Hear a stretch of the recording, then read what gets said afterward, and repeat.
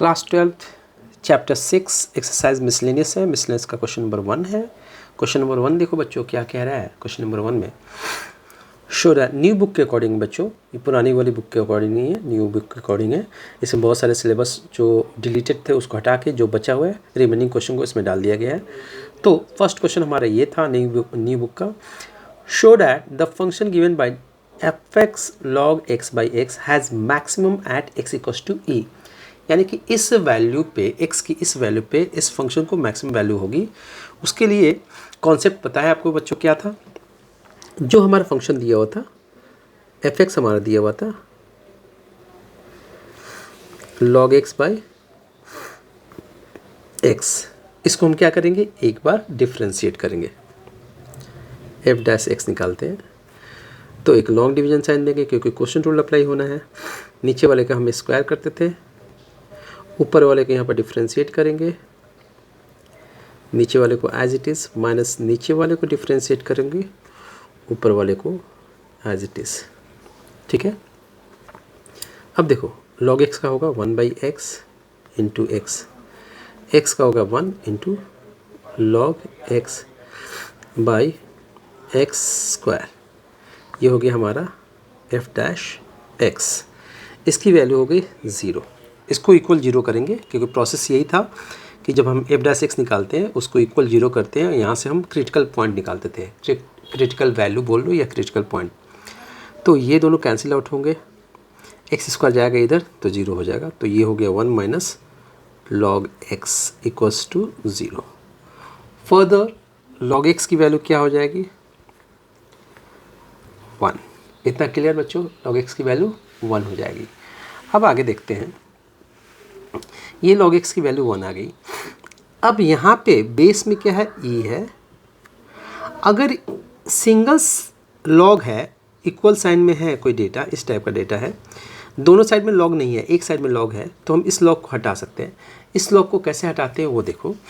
हम क्या करेंगे, एक साइड में हम बेस को लिखते हैं, बेस ये है, एक साइड में हम x को लिखते हैं, ये वाला आर्गुमेंट और बेस को एक साइड में लिखते हैं, और ये वाला जो पावर बनता है ये पावर बनता है बेस का पावर बनता है, बेस का पावर बनता है। यानी कि एक साइड में हम आर्गुमेंट लिखते हैं, एक साइड में बेस लिखते हैं, ये वाला जो नंबर होता है बेस का पावर बनता है। या बोल सकते हो लॉग हटाएंगे e इधर जाएगा, e पे ये पावर बन जाएगा। ठीक है बच्चों, वही था। तो x की वैल्यू कितनी आ गई, x की वैल्यू आ गई e। ये हमारा हो गया क्रिटिकल पॉइंट। ये कौन सा पॉइंट है, क्रिटिकल पॉइंट। अब क्या करेंगे, अब प्रोसेस ये है, या तो आप सेकंड डेरिवेटिव टेस्ट कर सकते हो या फिर फर्स्ट डेरिवेटिव टेस्ट कर सकते हो। तो हम यहाँ पर फर्स्ट डेरिवेटिव टेस्ट करते हैं, वो ज़्यादा इजी पड़ेगा। इसके लिए हम क्या करेंगे, एक नंबर लाइन लेंगे, x की वैल्यू ये है e, इसको हमने मान लिया। यहाँ पे हम लिखेंगे sign for f dash x, sign for f dash x। अब बच्चों ध्यान से देखो, ये x इक्वल्स टू e है, यहाँ पे डेफिनेटली e स्क्वायर होगा क्योंकि राइट में बड़ा नंबर लेते हैं और लेफ्ट में छोटा नंबर लेते हैं। तो राइट में e का स्क्वायर, इसका स्क्वायर करोगे तो वो बड़ा नंबर ही आएगा, स्क्वायरिंग हमेशा बड़ा देगा, तो इधर डेफिनेटली e स्क्वायर है। अच्छा, अब सवाल आता है कि हमने यही क्यों लिया। बच्चों ध्यान से देखो, हमारे पास एक फॉर्मूला है, फॉर्मूला ये है कि लॉग यहाँ पे e है और यहाँ पे e है, बेस e है, आर्गुमेंट e है, तो इसकी वैल्यू होती है 1। ठीक है, इस फॉर्मूले को यूज करने के लिए हमने क्या किया, इस टाइप का डाटा लिया, e के टर्म में लिया। ठीक है, उससे देखो क्या होगा, हमें किसकी साइन देखनी है, हमें f डैश x की साइन देखनी है। f डैश x की वैल्यू कितनी आई थी, अगर f डैश x की वैल्यू देखोगे एग्जैक्ट वैल्यू, तो देखो बच्चों क्या आया था, f डैश x की वैल्यू आई थी 1, ये 1 हो गया था, minus log x by x square. अब यहाँ पे x के जब e स्क्वायर लिखेंगे, हम साइन चेक करते हैं ना, इधर की कोई वैल्यू उठाते हैं, इसमें डालते हैं, f डैश x में डालते हैं, तो इधर की एक वैल्यू थी e स्क्वायर, ये वैल्यू हम यहाँ पे डालेंगे, पुट करेंगे, यहाँ पुट करेंगे तो देखते हैं log e स्क्वायर की वैल्यू क्या होती है, ये पावर 2 बाहर आ जाएगा, log e की वैल्यू 1 होती है, 2 इंटू 1 दैट इज़ 2, तो इधर को होगा ये हो गया 1 माइनस 2 अपॉन ये log x के जगह पे हम e⁻² डालेंगे इसका होल स्क्वायर। ये ओवरऑल नेगेटिव हो गया -1 अपॉन e⁴ ई की जो वैल्यू होती है वो होती है 2.71, ये हमेशा पॉजिटिव होती है। सो e⁴ भी रखोगे तो भी पॉजिटिव होगा। ओवरऑल ये माइनस हो गया, ठीक है, माइनस नेगेटिव हो गया, तो इधर को नेगेटिव होगा, इधर नेगेटिव होगा, इधर को होगा पॉजिटिव साइन। ठीक है बच्चों, इतना समझ में आया। सो अब देखो मैक्सिमम वैल्यू होने के लिए ये जिधर पॉजिटिव हो रहा है ग्राफ यहाँ पे क्या कैसे बनेगा, इंक्रीज करेगा। इंक्रीज ऐसे करता है, यहाँ तक इंक्रीज करेगा। इसके बाद ग्राफ यहाँ से यहाँ इधर को डिक्रीज करेगा, डिक्रीज ऐसे करता है। तो जब इंक्रीज होने के बाद डिक्रीज करता है तो यहाँ पे क्या मिलता है, मैक्सिमम। मैक्सिमम कितना मिलेगा, कहाँ पे मिलेगा, यहाँ पे हम लिखेंगे F X has maximum value at x equals to E पे मैक्सिमम वैल्यू होगी। और वैल्यू कितनी होगी, ई पे मैक्सिमम वैल्यू होगी, इतना ही बोला था, शो करना था। अगर वैल्यू कितनी होगी ये देखना है तो हमें क्या करना होगा, x की वैल्यू ई जो हमारा मेन फंक्शन था, जो क्वेश्चन था उसमें पुट कर देना, उससे वैल्यू आ जाएगी। बट हमें सिर्फ इतना प्रूव करना था कि आप प्रूव करो कि x की वैल्यू ई पे इस फंक्शन को मैक्सिमम वैल्यू होगी। क्वेश्चन नंबर 2 में देखो बच्चों क्या दिया हुआ है। क्वेश्चन नंबर 2 ये कह रहा है, ये क्वेश्चन है, क्वेश्चन नंबर 2 है, मिसलेनियस का ही है। इस क्वेश्चन में क्या बोला है, देखो बच्चों, two equal sides of an isosceles triangle with fixed base B are decreasing at the rate of 3 centimeter per second. How fast is the area decreasing when the two equal sides are equal to the base? मतलब क्या बोला देखते हैं, पहले diagram देखते हैं। Diagram ये कह रहा है कि यहाँ पे एक आइसोसेलेस ट्रायंगल है, ये है हमारा एक आइसोसेलेस ट्रायंगल। ठीक है बच्चों, इसकी ये साइड है x मान लेते हैं, ये भी x मान लेते हैं, बट इसको हम कुछ नहीं मान सकते क्योंकि दिया क्या है, b दिया हुआ है। यहाँ पे b दिया हुआ है बच्चों, यहाँ पे देखो b दिया हुआ है, बेस b दिया हुआ है, फिक्स है, यानी ये गिवन है। ठीक है बच्चों, जब हम b को डिफ्रेंशिएट करेंगे तो 0 होगा क्योंकि ये गिवन है, ये कांस्टेंट है। ठीक है बच्चों, अब सुनो आपको पता है कि और क्या क्या डेटा दे रखा है इसमें। पहले देखो, ये बोला है the two equal sides of the isosceles triangle with fixed base B are decreasing at the rate of 3 centimetre per second. यानी कि ये साइड जो है डिक्रीज कर रहा है, घट रहा है, यानी कि dx अपॉन dt दे रखा है। किस रेट से घट रहा है, 3 सेंटीमीटर पर सेकेंड। सिंस घट रहा है तो यहाँ माइनस साइन डालेंगे।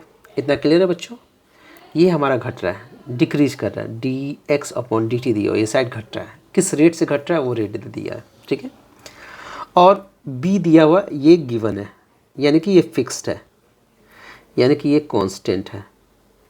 ध्यान रखें आप लोग ये चीज़। अब नेक्स्ट क्या क्या चीज़ें हमें चाहिए, हमें एरिया निकालना है इसका। तो एरिया के लिए क्या होता है, half into base into height. Area of triangle, कोई भी ट्रायंगल हो उसका बेसिक फॉर्मूला तो यही होता है, half into base into height, यही होता है ना। तो हाफ कांस्टेंट है, बेस पता है b है, हाइट नहीं पता। अब हम हाइट निकालेंगे। हाइट के लिए देखो बच्चों क्या करेंगे यहाँ से हम इस पे परपेंडिकुलर ड्रॉ करेंगे, इस पे परपेंडिकुलर ड्रॉ करेंगे। तो आइसोसेलेस ट्रायंगल की प्रॉपर्टी क्या होती है, अपोजिट वर्टेक्स से जब सामने वाले साइड पे परपेंडिकुलर ड्रॉ करते हैं तो इस सामने वाले साइड को आधा आधा इक्वली डिवाइड करता है ये, यानी कि ये हो जाएगा b/2 और ये भी हो जाएगा b/2। इतना क्लियर है, इतना क्लियर है तो बोलिए आप लोग। अब हमें हाइट चाहिए, हाइट तो ये वाली होती है, ये वाली हाइट है, हमें इसकी लेंथ चाहिए, ये वाली लेंथ चाहिए। अब इस ट्रायंगल में हम पाइथागोरस अप्लाई करके ये निकाल सकते हैं, क्योंकि हमें ये पता है, हाइपोटेन्यूज पता है और बेस पता है। हमें निकालना है परपेंडिकुलर, वो हम निकाल सकते हैं पाइथागोरस के थ्रू। तो हम इसको कैसे निकालेंगे वो देखते हैं। यहाँ पे बच्चों हम लोग इसको सॉल्व करते हैं कि हम इसका इसकी हाइट कैसे निकालेंगे? तो उसके लिए हम क्या करते हैं यहाँ पे, यूजिंग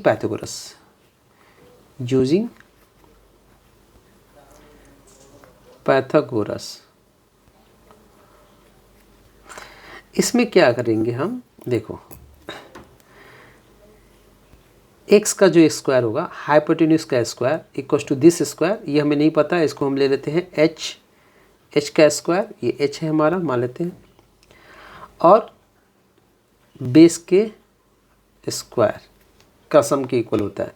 अब हमें h चाहिए तो इसको उठा के इधर लाएंगे, एक्स स्क्वायर माइनस ये हो गया B square by 4 equal to H का स्क्वायर।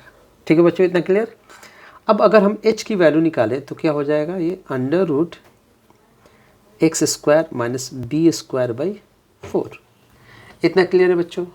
अब ये वैल्यू हम यहाँ पे पुट कर देंगे, ये होगी हमारी value under root X square minus B square by 4। इतना क्लियर है? ये रूट के अंदर की क्वांटिटी है सारी। अब ये हो गया हमारा एरिया। अब हमें इस एरिया को डिफ्रेंशिएट करना है, D A upon D T, time के रिस्पेक्ट में डिफ्रेंशिएट करना है, क्योंकि जब किसी के रिस्पेक्ट में नहीं दिया होता है ना, तो हम टाइम के रिस्पेक्ट में ही डिफ्रेंशिएट करते हैं। तो इसको डिफ्रेंशिएट करते हैं। पहले बात देखो यहाँ पे क्या क्या कांस्टेंट है। ये क्वांटिटी कांस्टेंट है, ये क्वांटिटी कांस्टेंट है, और ये पूरी क्वांटिटी कांस्टेंट है। वेरिएबल एक ही हो गया हमारा x। ठीक है बच्चों, ध्यान रखना। जो कांस्टेंट होता है मल्टीप्लाई में वेरिएबल के साथ, उसको टच नहीं करना है, हमें कुछ नहीं करना, तो उसको एज इट इज़ रखेंगे हम, 1/2 भी एज इट इज़। अब इसको बेसिकली हमें डिफ्रेंशिएट करना है। तो इसमें सबसे पहले हम देखेंगे कि क्या दिखाई दे रहा है। तो सबसे पहले रूट दिखाई दे रहा है, रूट को डिफ्रेंशिएट करेंगे, 1/2 root X square minus B square by 4 into, अब रूट के अंदर की क्वांटिटी चेन रूल के थ्रू हम डिफ्रेंशिएट करते हैं। एक्स स्क्वायर को हो गया 2x माइनस ये कांस्टेंट है तो इसका हो गया 0। इतना क्लियर? और अब एक्स स्क्वायर का 2x हो गया, dx अपॉन dt भी तो होगा, चेन रूल चल रहा है, टाइम के रिस्पेक्ट में करना है हमें डिफ्रेंशिएट। ठीक है बच्चों, समझ में आ गया? dx अपॉन dt भी होगा। So D A upon D T की वैल्यू अगर हम निकालें तो क्या होगी, वो देख लेते हैं।